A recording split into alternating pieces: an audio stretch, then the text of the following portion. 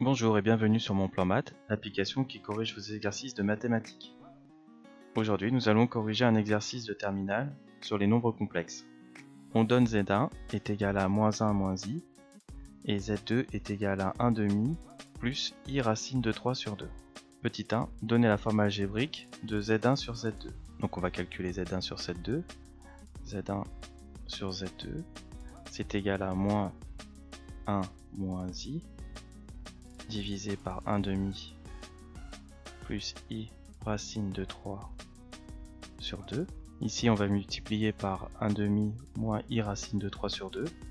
Donc ça va nous donner moins 1 moins i multiplié par 1 demi moins i racine de 3 sur 2 divisé par 1 demi plus i racine de 3 sur 2, le tout multiplié par 1 demi moins i racine de 3 sur 2.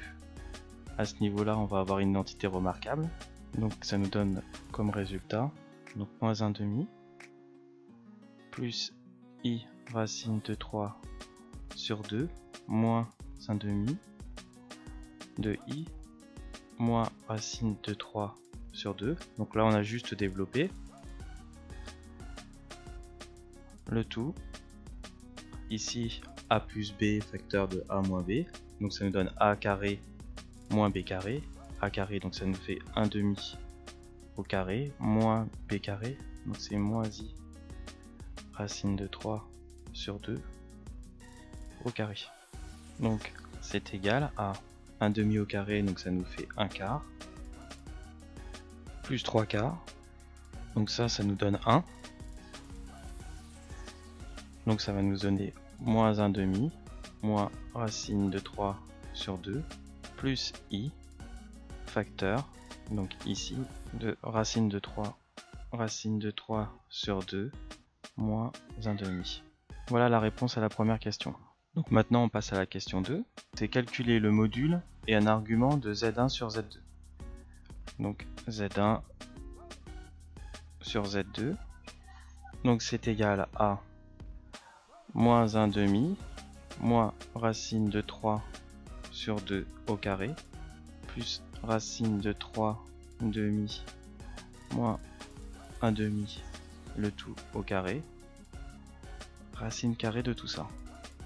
Donc c'est égal, alors ici quand on développe, ça va nous faire 1 quart, plus racine de 3 sur 2, plus 3 quarts, plus 3 quarts, moins racine de 3 sur 2 plus 1 quart, le tout racine carrée.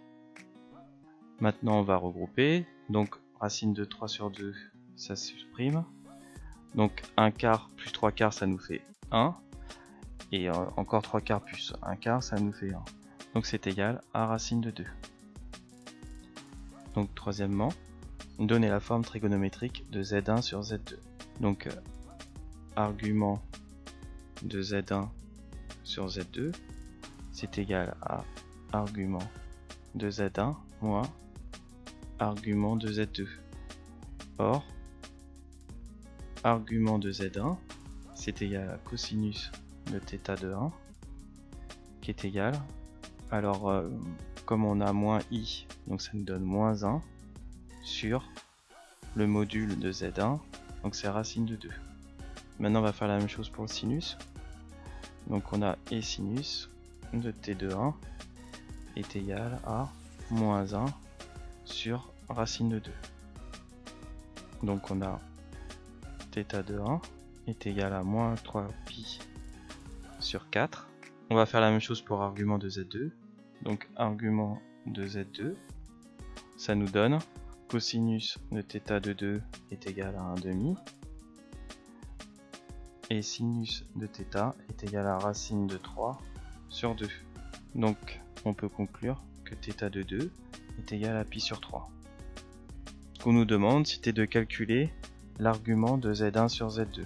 Donc argument de z1 sur z2, c'est égal à moins 3 pi sur 4 moins sur 3. Donc c'est ça, hein. Le θ2, hein. θ de 2, qui est égal à moins 13 pi divisé par 12. Donc maintenant, si on rajoute plus de pi, ça nous fait 11 pi sur 12. On peut dire qu'on a un résultat cohérent. Alors on a un résultat de 11 pi sur 12. Et ici on a 11 pi sur 12 après, sur la suite de l'énoncé. Donc quatrième question. En déduire les valeurs exactes de cosinus de 11/12 de pi et sinus de 11/12 de pi. Donc d'après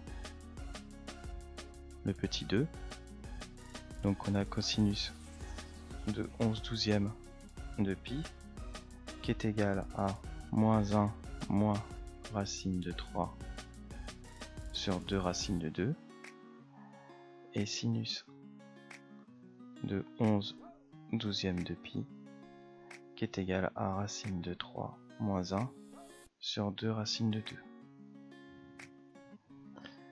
Voilà, je te remercie d'avoir utilisé l'application Mon Plan Maths et surtout n'hésite pas à nous renvoyer d'autres exercices et le partager avec tes amis sur YouTube. À bientôt!